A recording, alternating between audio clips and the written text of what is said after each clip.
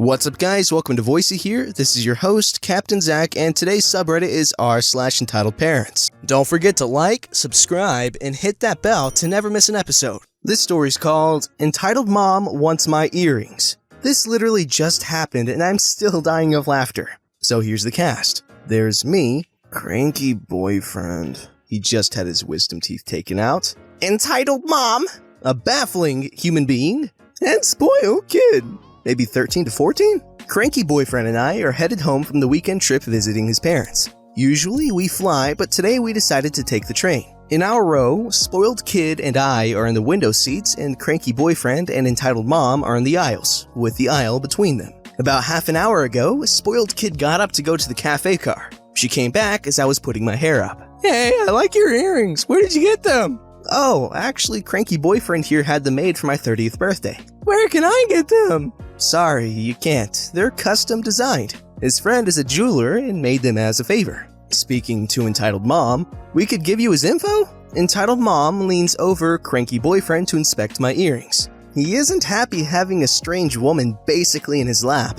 How much? Excuse me? I'll give you $50. Would you take a check? Sorry, no, they're not for sale. But we're happy to give you the designer's info. I'll do $75. No, sorry, not for sale. For the record, it's not like she couldn't have found something comparable. The earrings are raw garnet in 5-prong gold setting. Our friend sells very similar things in his store, though usually with polished stones. But my daughter likes them. And I'd like you to flip all the way off. What even are people? Okay, a short, sweet one that ends abruptly. Kind of funny, okay. Alright, ladies and gentlemen, we have a monstrosity of a story up next. And it's called, I'm the Pilot's Daughter, Not a Babysitter. This story takes place around 2007, when I was about 15 or so. For a short backstory, my dad was a pilot for a little over 20 years, and retired about 8 years ago due to poor health. In 2007, he was still flying for a private charter company who gave him a semi-old Merlin to fly. His job was to fly the owners of the plane anywhere they needed to go to run their businesses in the United States or to take them on vacation with their families. Though around this time, my parents were filing for a divorce and my dad decided I needed a vacation for my toxic mother. So after getting the okay from the boss, he was scheduled to fly. My dad surprised me and told me he was taking me with him to Florida for a few days. Obviously, I was super excited since I loved flying with my dad in the co-pilot seat ever since I was little. Of course I loved watching him work. It was always really cool. Now, on to the story. My dad and I got up around 4 a.m. and drove to the small airport he had parked his plane at.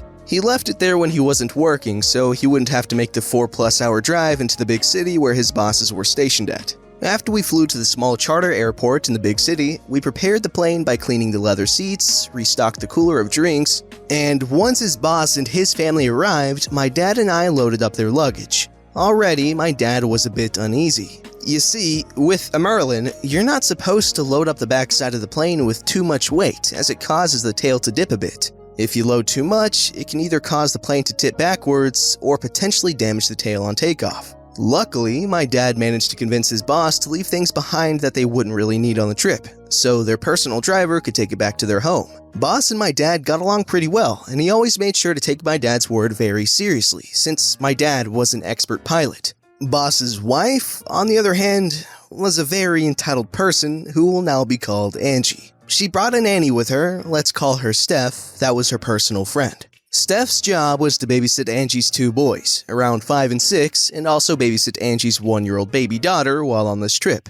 Dad was already a bit angry because he had already put in their flight plan that we only had 6 people and 1 infant in total on the plane, and did not know Angie was bringing Steph. Now he needed to make a few phone calls to fix this so he wouldn't get in trouble with the FAA. While my dad was doing this, Angie was whining and moaning about how hot it was sitting in the plane, and was whining about my dad taking so long. Thankfully, boss told her to stop and reassured her we would take off soon.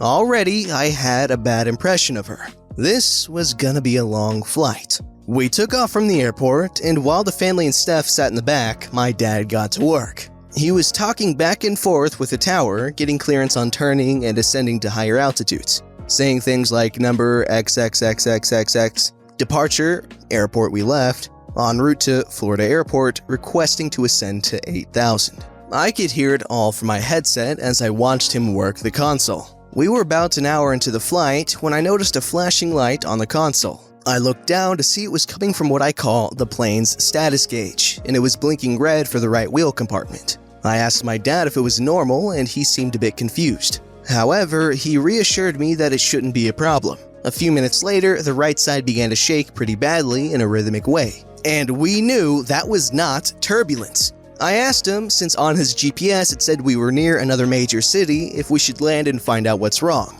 He agreed, and after talking to Boss, we landed safely. While we waited in the terminal for Boss and Dad, I was watching the news in the main lobby while Angie and Steph, who was holding the baby, complained about the stop.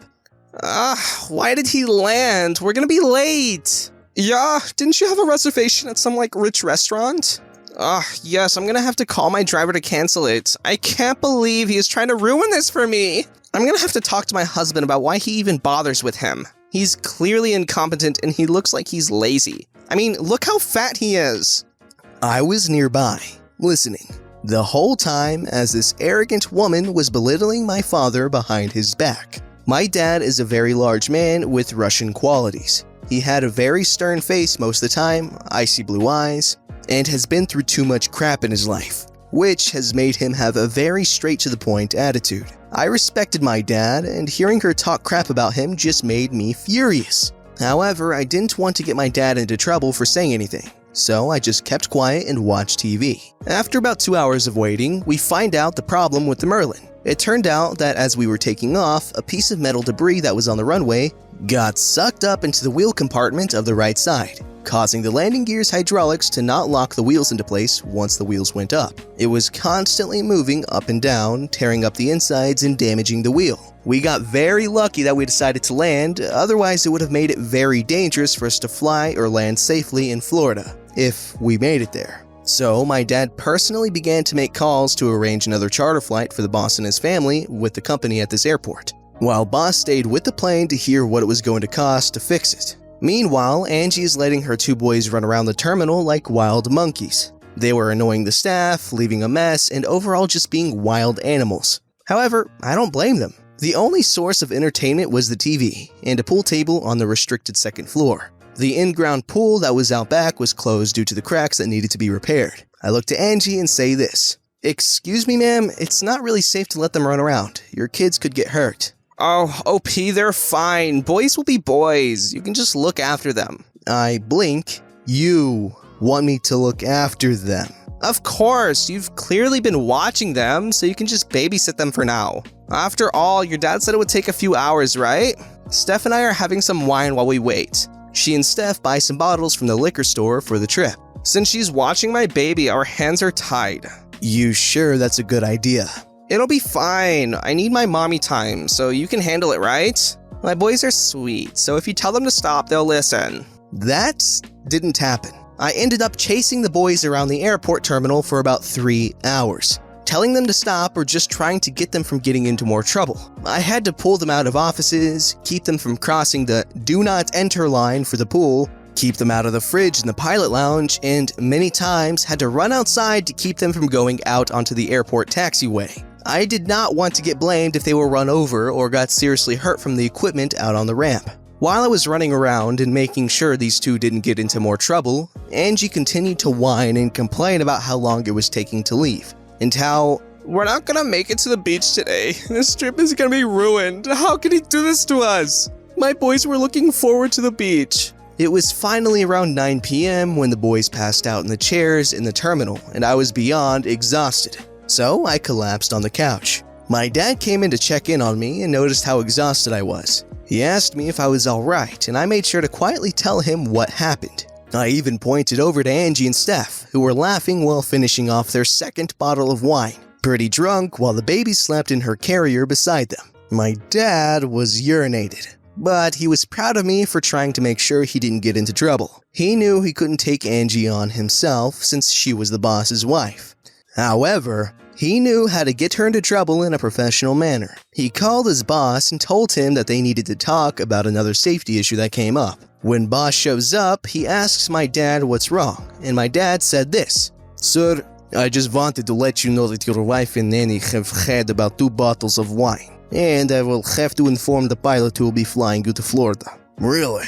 Why? You see, if someone is intoxicated while flying in a small charter plane like ours, it's very dangerous. A pilot will obviously be in the front seat and unable to watch your wife and nanny. If your wife or nanny had any complications, got sick, or needed any medical attention, there would be a high possibility that the pilot wouldn't be able to help or land quick enough to help them. Not to mention, one of them could open the hatch door and could risk killing everyone. The last part was BS, since most hatches were set up to only open in an emergency and were very hard to open. Boss is visibly fuming at this point. What do you suggest? Seeing as to how staff is intoxicated as well, I believe it would be safer to wait until tomorrow morning to leave. It's not a good idea to put your kids in danger, especially at an airport or in the air. Thankfully, my daughter was able to keep them from going out onto the ramp, but I would seriously consider your options when flying, sir.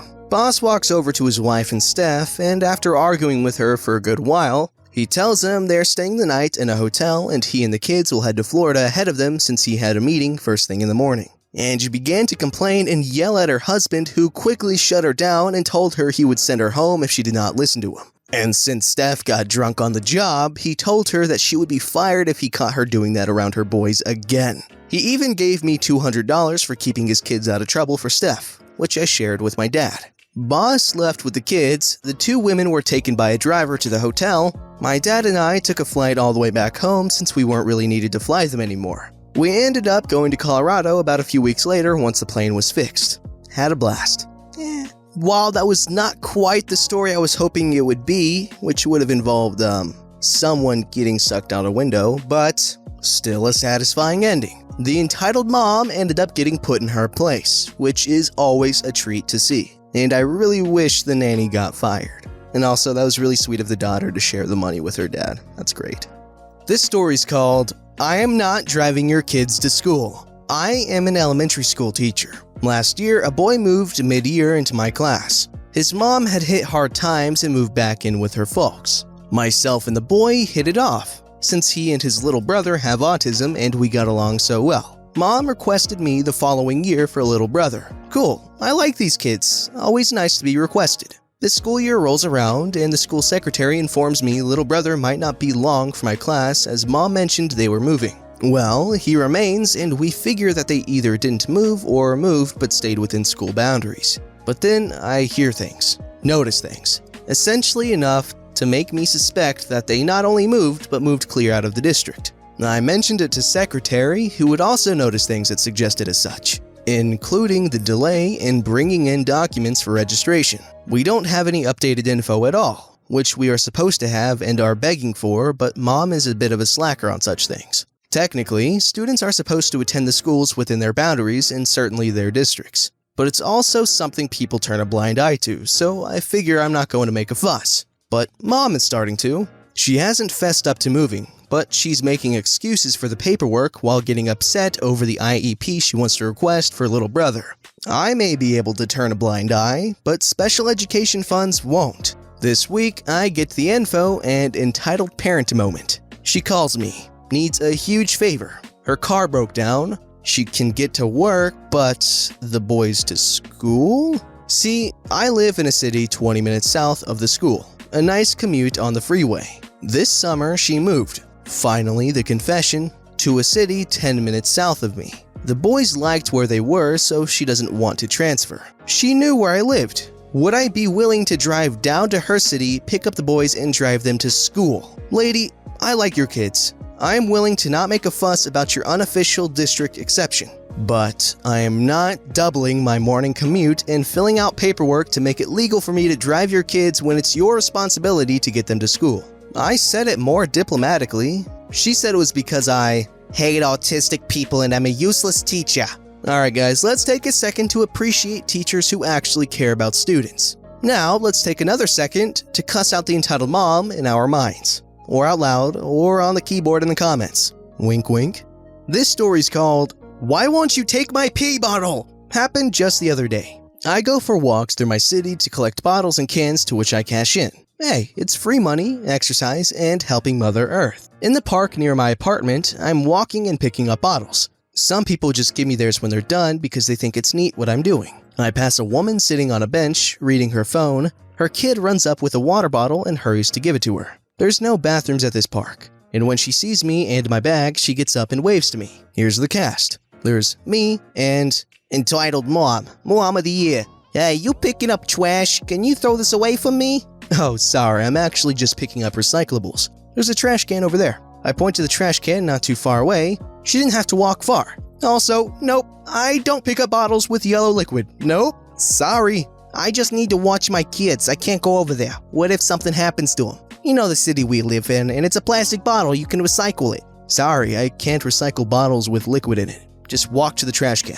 Seriously must not care about recycling that much. Thought you homeless folk take all the bottles you can get. Rather than walking to the trash can, she sits back down and puts the bottle next to her on the bench. By the way, her kids look 10. Why not just pee behind a bush on the grass? Normally, in other contexts at least, when someone's insisting you take their bottle of pee, you should probably run. But that's just my opinion. Don't forget to like, subscribe, and hit that bell to never miss an episode.